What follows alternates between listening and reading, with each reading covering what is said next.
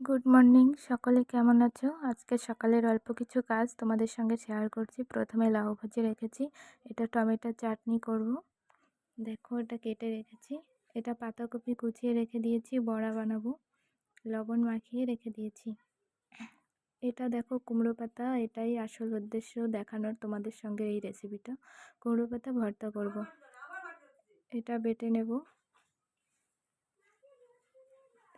পেঁয়াজ কুচি, টমেটো কুচি, রসুন রেখেছি। এটা 3টে কাঁচা লঙ্কা। এখানে তোমরা যেমন লঙ্কা খাও তেমন লঙ্কা দিয়ে নিতে পারো। এটা পুরোটা বেটে নেব। এটা কুমড়ো পাতা বেটে রেখেছিলাম, সেটা স্বাদ মতো লবণ, স্বাদ মতো হলুদ, একটু ভেজে নিয়ে দিয়ে দেবো টমেটো। একটু ভালো করে ভেজে নেব। এবার দিয়ে দেবো রসুন আর কাঁচা লঙ্কা বাটা। দেখো, এটা পুরো কমপ্লিট, খুব সুন্দর খেতে। সবাই